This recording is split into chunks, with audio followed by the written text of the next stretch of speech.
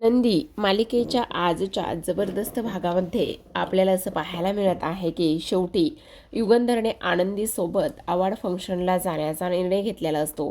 पण आनंदीला मात्र खूप टेन्शन आलेलं असतं, कारण जर ती अवॉर्ड फंक्शनसाठी एकटीच गेली तर मग ती अंध असलेलं सत्य युगंधर समोर येईल आणि त्यांना खूप मोठा धक्का बसेल, जे की सत्य अजून तरी युगंधरला माहिती नाही.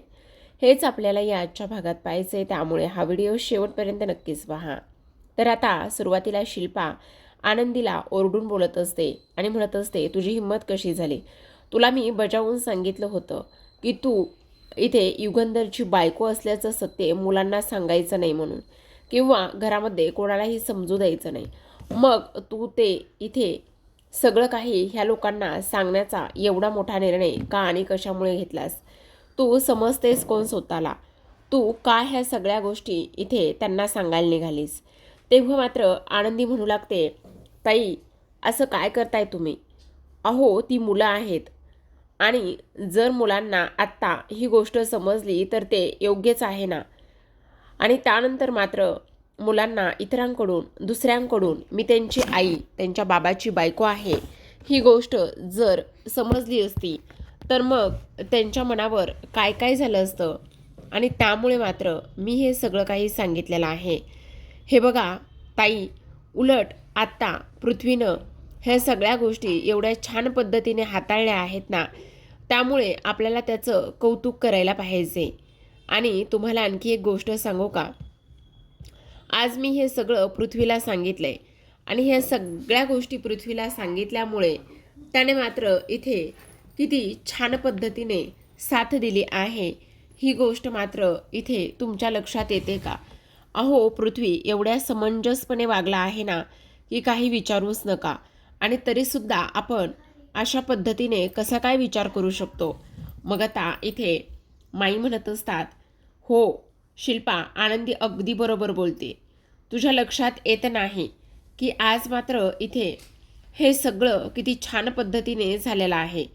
कारण तुला कळतंय का, आज आनंदीच्या ह्या वागण्यामुळे मात्र इथे सगळं व्यवस्थित समजलेलं आहे. आणि त्याचबरोबर पृथ्वीला सुद्धा हे सगळं सत्य समजले. उलट हे चांगलंच आहे ना. पण मग आता मात्र इथे धनश्री म्हणत असते, पण पृथ्वीने एवढं छान पद्धतीने रिॲक्ट कसं केलं तेच काही कळलं नाही. म्हणजे ही सगळी गोष्ट सांगून सुद्धा पृथ्वी हे सगळं मनापासून कसं काय स्वीकारलं ते मात्र काही समजलं नाही. म्हणजे पृथ्वीमध्ये एवढा बदल कसा काय झाला? तेव्हा आनंदी म्हणत असते, आज मात्र माझ्या मनावरचं फार मोठं वजन कमी झालंय. आज मी इथे अगदी ताटमानेने जगू शकते, किंवा मुलांना सांगू शकते की मी तुमची आई आहे म्हणून. आणि हेच तर मला करायचं होतं. ह्याच सगळ्या गोष्टी मला करायच्या होत्या, असं आनंदी बोलू लागलेली असते. तेव्हा मात्र शिल्पाला राग येत असतो. बापू म्हणत असतात, हो अगदी बरोबर आहे आनंदी तुझं. हे बघ, हे सगळं तू पोरांना सांगून खूप मोठं आणि महान कार्य केलेलं आहेस, असं सुद्धा ते बोलत असतात. तेव्हा मात्र शिल्पाला राग येत असतो, आणि शिल्पा मात्र तिथून रागानेच ताण करत निघून जात असते. आता सगळेजण निघून जातात, पण सर्वजण निघून गेल्यानंतर मात्र इथे आता हे जे काही बापू आहेत ते बापू इथे आनंदी समोर येतात आणि आनंदीला म्हणत असतात, आनंदी बाळा, खरं सांगू का, आज हा बापू खूप आनंदात आहे. तेव्हा आनंदी म्हणत असते, हो बापू, मला सुद्धा तेवढाच जास्त आनंद झालाय, खरं सांगते तुम्हाला. तेव्हा मात्र इथे आनंदी म्हणत असते, हे सत्य मी अशा पद्धतीने मुलांना सांगितलं, मला तर एक वेळेला कळत सुद्धा नव्हतं. खरं तर फार भीती वाटत होती. तेव्हा मात्र बापू म्हणत असतात, हो आनंदी, तुला भीती वाटणं अगदी साहजिकच आहे. पण तुला एक गोष्ट सांगू का आनंदी? हे बघ, आज मात्र इथे खऱ्या अर्थाने तू ह्या घरची सून आहेस. आणि खऱ्या अर्थाने ह्या सगळ्या गोष्टी अशा पद्धतीने झाल्यामुळे ना, आज मात्र समिधाला सुद्धा फार जास्त आनंद होत असेल. तर दुसरीकडे मात्र इथे हा विद्याधर त्याने फाडलेल्या चिठ्ठीचे तुकडे जमा करत असतो, आणि ते तुकडे त्याने जमा केलेले असतात. आता इकडे छायाताई म्हणत असतात, आनंदीताई, आज ना तुम्ही ते सर्वांसाठी गोडाचा शिरा बनवणार होतात ना? तेव्हा मात्र आनंदी म्हणत असते, हो बनवायला घेऊयात. तर विद्याधर म्हणत असतो, आनंदी, तुला समजत सुद्धा नाही की तुझ्या पाठीमागे काय आणि कशा पद्धतीने हे सगळं झाले. तुला असं वाटतंय की तू पृथ्वीला त्यांची आई युगंधर निंबाळकरची बायको असल्याचं सत्य सांगितलंस, पण नाही आनंदी. ह्या विद्याधराने टाकलेल्या डावामध्ये तू बरोबर अडकली आहेस. दुसरीकडे आपण पाहतो आता पृथ्वी आणि आरतीचा प्रवास हा सुरू झालेला असतो. तेवढ्यातच आता पृथ्वीने काळजीपोटी इथे मितालीला कॉल केलेला असतो आणि प्रांजलच्या तब्येतीबद्दल इकडे आता तो चौकशी करत असतो. तेव्हा प्रांजल म्हणत असते, दादा तू काळजी करू नकोस, माझं डॉक्टरांशी पूर्ण बोलणं सुरूच आहे, तुला काळजी वगैरे करण्याची काहीच गरज नाही आहे, आता तो बरा आहे. तेव्हा तो म्हणत असतो, मिताली तू तिथे आहेस ना, त्यामुळे मात्र मला काही टेन्शन नाही आहे, खरं सांगतोय बघ. तेव्हा मितालीला राग येतो. मिताली आता इकडे प्रांजलला बऱ्याच काही गोष्टी सुनावणार असते, कारण आता ती मनामध्ये म्हणत असते, मला आणखी ह्याच्यामुळे किती जणांना आणि कसं कसं खोटं बोलावं लागणार आहे ना, तेच काही समजत नाही आहे. दुसरीकडे आपण पाहतो आता विद्याधर म्हणत असतो, आनंदी अगं तुला सांगू का, खरं तर त्या चिठ्ठीमध्ये काय लिहिलं होतं आता ते मी तुला वाचून दाखवणार आहे. असं म्हणून आता जी चिठ्ठी पृथ्वीने फाडलेली असते ती चिठ्ठी हा विद्याधर आता इकडे जोडायला लागलेला असतो. त्या चिठ्ठीचा एक एक तुकडा करून आता इकडे हा जोडू लागलेला असतो आणि त्या चिठ्ठीचा एक एक तुकडा करून जोडल्यानंतर आता मात्र विद्याधर म्हणत असतो, आता खरी गंमत आहे, आता खरी मजा आहे, कारण खरं पाहायला गेलं तर आता मात्र ही चिठ्ठी खऱ्या अर्थाने जॉईंट होणार आहे, असं सुद्धा आता इकडे तो बोलू लागत असतो.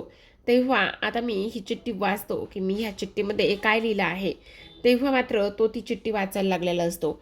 आता चिठ्ठी वाचत असताना म्हणत असतो, खरं तर ही चिठ्ठी मी लिहिलेली आहे आणि त्या चिठ्ठीमध्ये मी असं लिहिलंय, प्रिय पृथ्वी, खरं सांगू का, आपल्या दोघांची मैत्री मला फार आवडते आणि तुला सांगू, मला ही मैत्री कायम अशीच टिकावी असं वाटतंय. पण तुला सांगते, तू मालक आहेस, मी मोलकरीण आहे आणि मी मोलकरीण आणि तू मालक असल्यामुळे इथे आपल्या दोघांमध्ये हे जे काही सुरू आहे ना, ते मात्र फार चुकीचं आहे. म्हणजे मैत्री ही पुढे नाही घेऊन गेलं पाहिजे.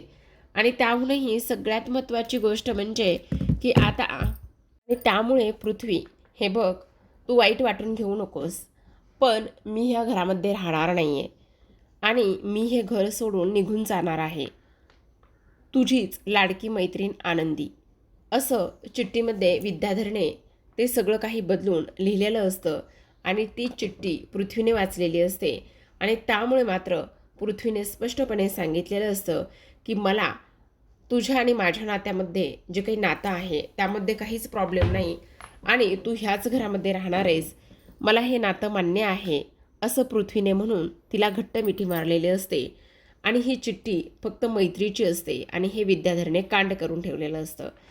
आता विद्याधर म्हणत असतो, आनंदी तुला असं वाटत असेल की इकडे पृथ्वीला तू सत्य सांगितलंयस, पण आनंदी तसं अजिबात झालेलं नाही आहे. कारण जो सापळा आणि ज्या गोष्टी मी रचल्यात तेच इथे सगळं काही समोर आलेलं आहे, असं सुद्धा आता इथे तो बोलत असतो. आणि त्याने लिहिलेली चिठ्ठी आणि ते सगळं काही त्याला आता आठवू लागलेलं असतं. आणि हे सगळं काही आठवत असताना आता मात्र पृथ्वी म्हणत असतो, आनंदी काही जरी झालं तरीसुद्धा मी ज्या पद्धतीने हे सगळं काही करेल त्याच पद्धतीने हे सगळं होणार आहे, असं इकडे तो बोलत असतो. दुसरीकडे मिताली प्रांजलसमोर उभी असते आणि म्हणत असते, अशा 2-3 तुझ्या कानाखाली द्याव्याशा वाटतात ना, कारण इथे तुला कळत नाही की तू कशा पद्धतीने वागलायस आणि काय काय केलंयस म्हणून. अरे गाढवा, तुला अक्कल नाही आहे. तुझ्यामुळे मला दादूला सुद्धा खोटं बोलावं लागते आणि आत्याशी सुद्धा खोटं बोलावं लागते. एक वेळा मी तुझ्यासाठी खोटं बोलेलही, पण जेव्हा त्यांना हे सगळं सत्य समजेल तेव्हा त्यांना काय वाटेल. अरे तू एका इव्हेंटसाठी इकडे आला होतास आणि एका इव्हेंटसाठी इकडे येऊन हे असलं तब्बल तू एवढे दिवस दारू पितोयस. अरे मी सर्व इथे तुझे रिपोर्ट्स पाहिले आहेत. अशा ड्रिंक करण्यामुळे तुझं लिव्हर खराब झालं आहे, ही गोष्ट मात्र तुला कशी कळत नाही आहे. आता मी हे सगळं कशा पद्धतीने आणि कोणाकोणाला सत्य सांगू हेच मला काही कळत नाही, असं मिताली प्रांजलला बोलत असते. दुसरीकडे ह्या दोघांचा प्रवास सुरू असतो. आता आरतीला मात्र ह्याच्या बाजूला बसून बसून जांभळ्या यायला सुरुवात होत असते, झोप तिला येऊ लागलेली असते. पृथ्वी मात्र एकटक तिच्याकडे पाहत असतो आणि त्याला वाटत असतं की ही अशी कशी वागू शकते, ही तर झोपत आहे. तेव्हा पृथ्वी म्हणत असतं, हाय, गुड मॉर्निंग. तेव्हा आरती म्हणत असते, गुड मॉर्निंग. मग तो म्हणत असतो, झाली का झोप? तेव्हा ती म्हणत असते, हो झाली. मग आता पृथ्वी म्हणत असतो, मला एक गोष्ट समजत नाही, आपण इथे एका खूप मोठ्या इम्पॉर्टंट मीटिंगसाठी चाललो आहोत आणि तू बाजूला बसून झोपत आहेस. अगं, जर माझ्या बाजूला बसून झोपलीस तर मला सुद्धा झोप येईल, हे बेसिक मॅनर्स तुला कळत नाही आहेत का? तेव्हा आरती म्हणत असते, तू डोक्यावर पडलायस का? तू असं कसं वागू शकतोस तेच मला काही कळत नाही आहे. अरे काय चाललंय तुझं? मला एक सांग, एक गोष्ट सगळ्यात महत्त्वाची, जर तू सतत इथे मला पहाटपासून फोन करून झोपू दिलं नाही आहेस आणि मला झोपून सुद्धा दिलं नाही आणि त्यामुळे इथे मला झोप येणार नाही तर काय होणार आहे, ह्यासुद्धा तुला साध्या बेसिक गोष्टी समजत नाहीत का? असं सुद्धा आता इकडे ती बोलत असते. आता हे सर्व काही बोलल्यानंतर मात्र इथे तो म्हणत असतो, ह्या सगळ्या गोष्टीमध्ये माझी काय चूक आहे? तेव्हा आरती म्हणत असते, एक काम कर, जर माझ्यामुळे तुला काही प्रॉब्लेम येत असेल तर आपण एक काम करूया, तू मला आत्ताच्या आत्ता इथून उतरव आणि त्याचबरोबर मी पाठीमागे जाऊन बसते आणि पाठीमागे जाऊन झोपते. तेव्हा मात्र पृथ्वी म्हणत असतो, एक मिनटं, तू डोक्यावर पडली आहेस का? काय चाललंय तुझं? मी काही तुझा ड्रायव्हर आहे का की तू पाठीमागे जाऊन झोपणार आणि मी गाडी चालवणार म्हणून? मग आरती म्हणत असते, अरे मग तुला प्रॉब्लेम आहे ना, तर जर जर तुला प्रॉब्लेम आहे तर मग काय काय चाललंय काय तुझं? आणि काय रे, प्रत्येक वेळेस तू मला अशा पद्धतीने कसं काय बोलू शकतो? नेमकं काय मी चुकीचं करत आहे? तेव्हा तो म्हणत असतो, काय चुकीचं करतेस म्हणून? खरं सांगू का, जेव्हा मी तुला पहिल्यांदा भेटलो होतो ना आणि मला तेव्हा समजलं ना की तू आनंदीची बहीण आहेस म्हणून, तेव्हा तर मी विचार केला होता की आनंदी किती छान आहे, म्हणजे तिचा स्वभाव किती चांगला आहे, ती किती मनमिळावू आहे. खरंच आनंदीकडे पाहून मला फार कौतुक वाटतं. तेव्हा आरती म्हणत असते, आम्ही आबा जाधवांच्या नाती आहोत, त्यामुळे आम्ही हुशारच असणार ना. हो, ते अगदी बरोबर बोलतेस बरं का तू. सगळ्यात महत्त्वाचं म्हणजे ते छोटं पॅकेट आरची कसला एंटरटेनमेंटचा धमाका आहे ना. तेव्हा मात्र इथे आरती म्हणत असते, हो, अगदी बरोबर बोलतोयस तू. दुसऱ्या बाजूला मात्र आपण पाहतो, विद्याधर त्या चिठ्ठीचे तुकडे करत असतो आणि तेवढ्यातच तिथे धनश्री आलेली असते. धनश्री आल्याबरोबर विद्याधरला हे सगळं काही करताना पाहते आणि पाहिल्यानंतर तिला धक्का बसतो. आता ती म्हणत असते, अहो, तुम्ही काय करताय हे? ह्या सगळ्या गोष्टी तुम्ही केल्यात?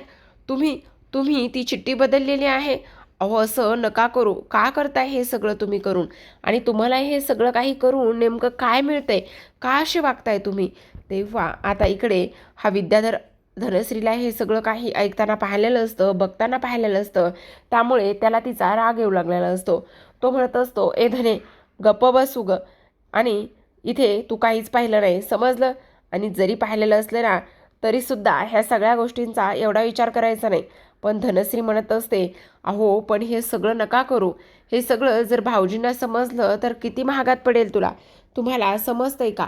तेव्हा विद्याधर धनश्रीच्या जवळ जातो आणि तिचं तोंड दाबून तिला म्हणत असतो, जीव घेईल तुझा, कळलं का? गप्प बसायचं, एक शब्दसुद्धा इथून बाहेर येऊ द्यायचा नाही, कळतंय का तुला? असं म्हटल्याबरोबर आता मात्र धनश्री म्हणत असते, अहो शांत बसा ना, नका ना, मला मारू नका ना प्लीज. हे बघा, असलं काय बी करू नका, मी तुमच्या पाया पडते. हे बघा प्लीज, काहीही करू नका. असं सुद्धा आता इथे ती बोलत असते. मी कोणालाही काहीही सांगणार नाही, असं सुद्धा स्पष्टपणे ती बोलू लागलेली असते. आणि तेव्हा मात्र तो म्हणत असतो, हो का, मी कोणाला काही नाही करणार, तुलासुद्धा काही नाही करणार, पण एक गोष्ट मात्र कायम लक्षात ठेवायची, कळते का तुला? काय काय लक्षात ठेवायचं? काय लक्षात ठेवायचं म्हणजे? हे बघ, हे जर कोणाला कळलं आणि ह्या सगळ्या गोष्टी जर कोणाच्या समोर आल्या ना तर मग मात्र गाठ माझ्याशी आहे, हे सुद्धा तू चांगलंच ध्यानात ठेवायचं. असं बोलल्याबरोबर आता मात्र तो म्हणत असतो, नाहीतर जर सांगितलंच ना तर गाठ माझ्याशी आहे. तेव्हा धनश्री त्याच्यासमोर हात जोडते आणि म्हणत असते, हे मी कोणालाही सांगणार नाही, प्लीज प्लीज, मला काही करू नका, मी हे कोणालाही सांगणार नाही. दुसरीकडे मात्र पृथ्वी आता आरतीची चांगलीच खेचत असतो. तो म्हणत असतो, खरं सांगू का, सगळ्यात महत्त्वाची गोष्ट म्हणजे आबा जाधवांचं कुटुंब खूप छान आहे. आबासुद्धा फार छान आहेत बरं का, म्हणजे खूप जास्त मनमिळावू आहेत. जेव्हा जेव्हा ते माझ्या पाठीवरून हात फिरवतात ना, तेव्हा तेव्हा मला ना फार छान वाटतं आणि त्यामुळे ना मला एक वेगळंच हुरूप येतं. खरं खरं सांगतोय. तेव्हा मात्र तुला एक गोष्ट सांगू का? आनंदी म्हणजे आनंदीसुद्धा किती छान आहे ना. त्याचबरोबर इथे आरची ही सुद्धा किती छान आहे. तेव्हा आरती म्हणत असते, हं खरंच आणखी आणखी काय? अरे तू आबांच्या कुटुंबाबद्दल बोलत होतास ना, मग आणखी त्यामध्ये कोणी येत नाहीये का? अरे त्या कुटुंबामध्ये मी सुद्धा येते ना.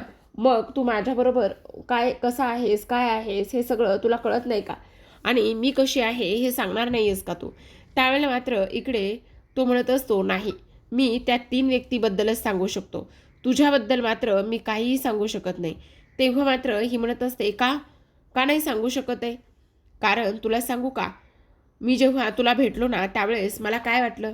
तेव्हा ती म्हणत असते, काय वाटलं? मला असं वाटलं की मी एका चिटकिनीला भेटलोय. असं म्हटल्याबरोबर आता मात्र आरती लगेच म्हणत असते, आत्ताच्या आत्ता गाडी थांबव, नाहीतर मी चालत्या गाडीतून धावत्या गाडीतून उडी टाकेल, नाहीतर हे बघ ही काच फोडेल.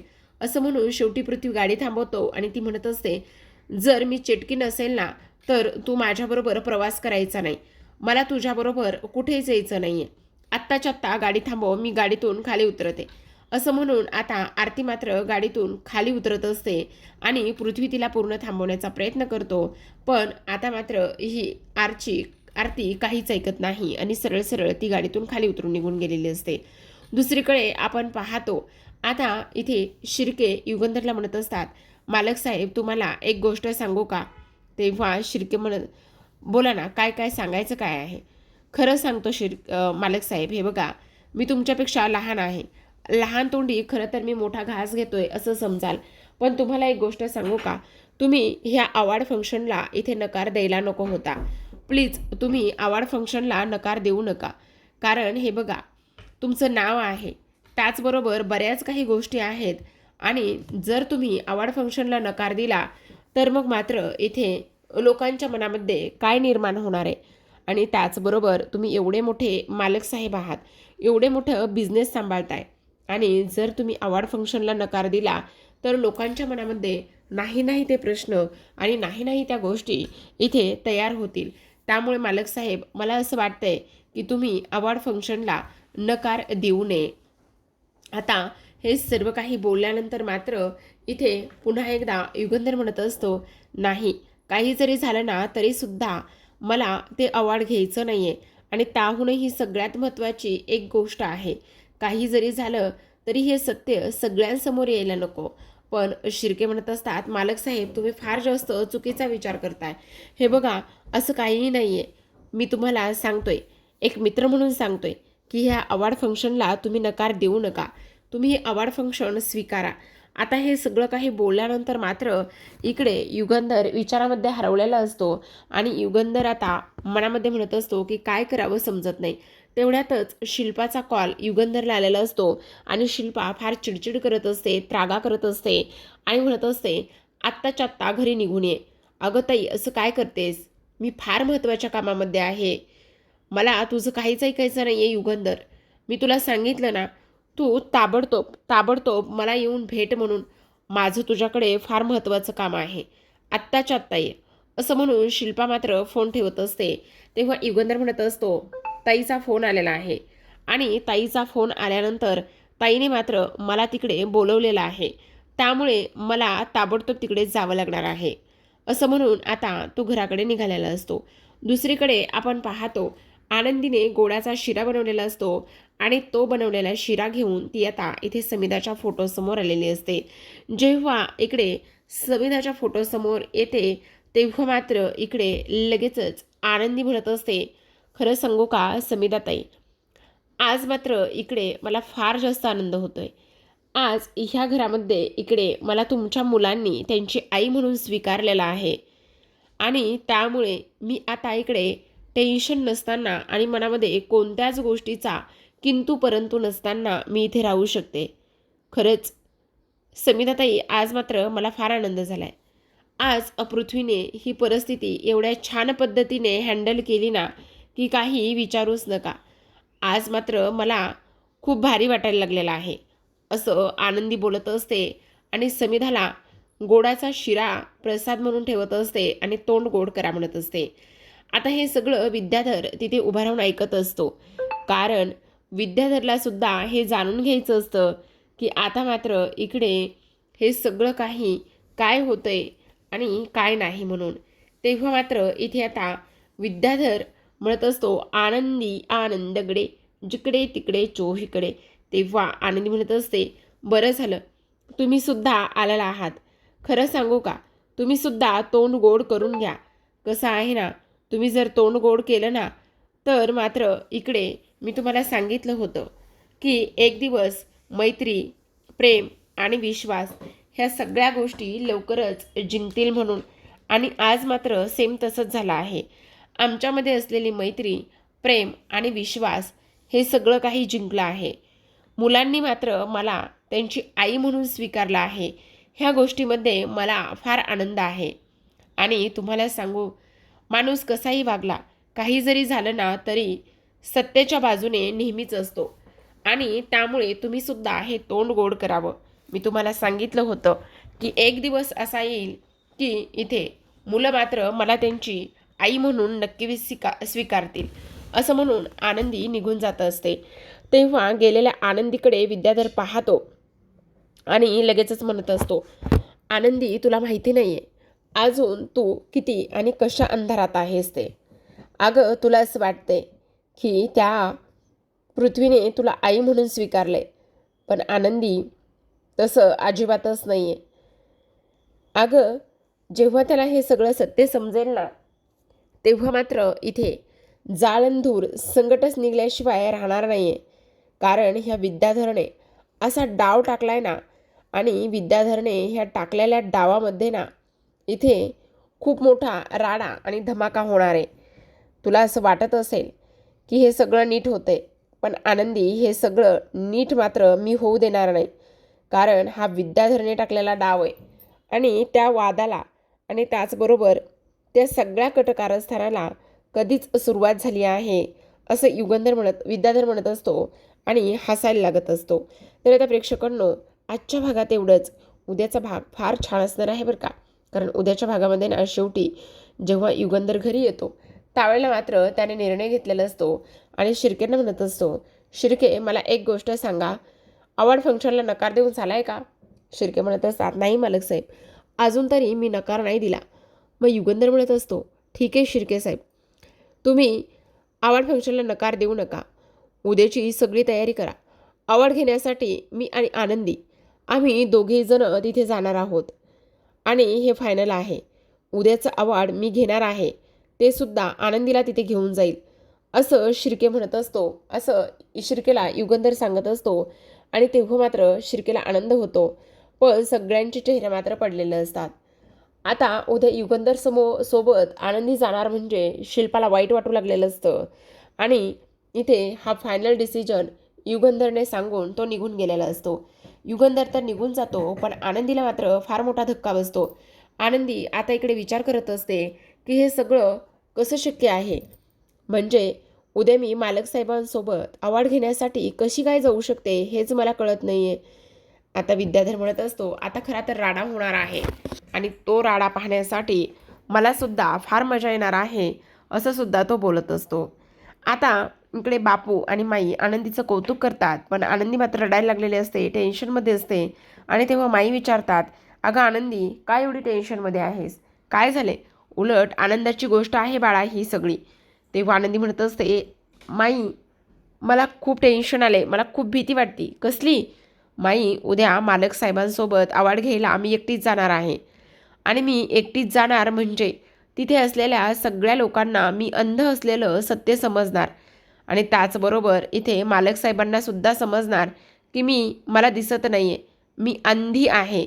आणि हे सत्य जेव्हा मालक साहेबांना समजेल तेव्हा मात्र मी पुन्हा एकदा त्या लोकांची फसवणूक केल्याचं होईल. काय करू माई मला समजत नाही.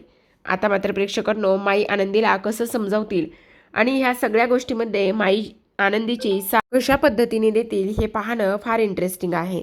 तर अशाच नवनवीन मालिकांचे अपडेट्स आणि रिव्ह्यू जाणून घ्यायचे असतील, पाहायचे असतील तर नक्की चॅनलला सबस्क्राईब करा आणि पाहत रहा आनंदी.